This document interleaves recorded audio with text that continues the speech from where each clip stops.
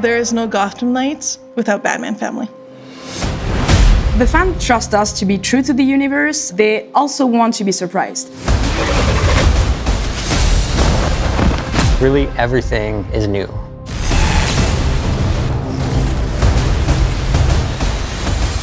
Batman family means different things to different people. We have chosen to explore the theme of found family within the context of Batman family. There's been a big fracture in the Batman family. They're at odds at each other, they're fighting, they're not a cohesive group. They've never had the chance to work together because they've all been working fairly independent with the exception of Robin. As you progress through the entire game, you're gonna see this gradually change. Move. I'm gonna solve this case my way. I think each knight embodies some of those traits just at different times. Nightwing can have the attitude sometimes, maybe Batgirl the other times, and even the tough guy, Red Hood. You know, he can be the more passionate one at times. But the one thing they all share is that drive to become the next knight. They don't start in perfect harmony, they don't start with perfect balance because they're dealing with a lot of trauma and a big loss. Stop it! You wanted us to work this together. But throughout the game, they come together, and that's for a very simple reason. They've chosen to care for each other, and they've chosen each other as a family. Now you're talking.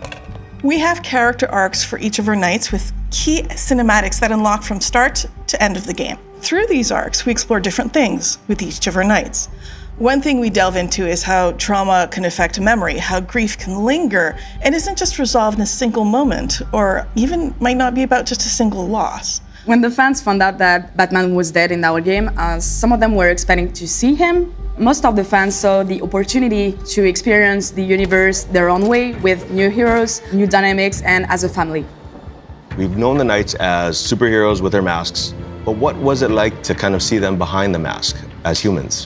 When we look at the way each knight was designed, we took a cue from our comic book roots. You know, we did some pretty classic shape language design. For example, Red Hood, blocky, square, tank-like.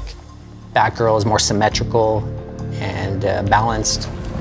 Robin, lower, lighter, stealthy. And Nightwing, agile, angular, sharp. By having that kind of shape language, it not only helps us develop the way the characters look, but it also goes on to support how the characters move in animation. The team put a lot of effort in making every character really special, with emotional ways to react to situations. Every character has its own path. We worked with Wilson and the cinematics team to make sure that we could showcase their progression, not just in the things they say, but also in what they do. We wanted to create a custom experience for the player and for the viewer to kind of see that they're going to structurally have the same scene, but they're going to see that scene with their own flavor depending on who they play. Clear out now. You'll regret it. Having a very solid foundation with the performance of the actors was critical because we got that nice base level. Once we take that, we actually bring it with the animators to kind of fine-tune and really improve everything, bring those facial emotions, putting their take on it. And this is something that we really wanted to make sure that we got it right. In the Belfry, we see the knights as humans, as young people talking to each other, having a life, wearing more contemporary, normal clothes. And that's a big contrast to how they look as knights. Belfry Clock Tower is actually where the four of them establish their base of operations, which is essentially their version of the Batcave. This place is quite remarkable. It's certainly brighter than the Batcave. Alfred is literally the glue of the Batman family. He is a confidant, someone they can rely on, and someone with whom grief is shared and understood. I'll always be here when you need me, Master Richard. When any of you need me. Previously, Alfred had to really manage Bruce by himself. Now fast forward to Gotham Knights, now he has four versions of Bruce that he has to manage. He is steady and endlessly reliable, but he also will not put up with anyone's nonsense. Alfred's fatherly.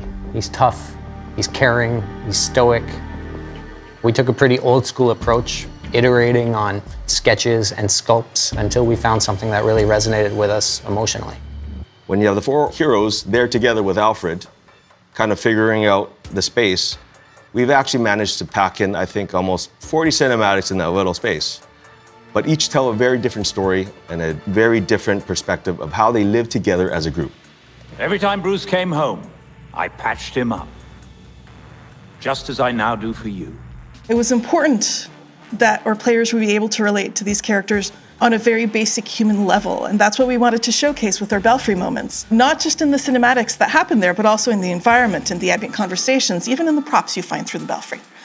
There has been so much love put by our entire team in this game, so much effort and dedication. I really hope it shines through and it provides an amazing experience. I really hope fans and players appreciate the variety of looks they can have for their night. I hope they find one that resonates with them and it kind of becomes their favorite.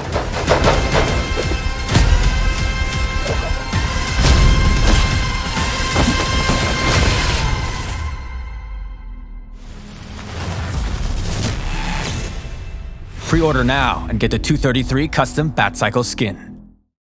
PlayStation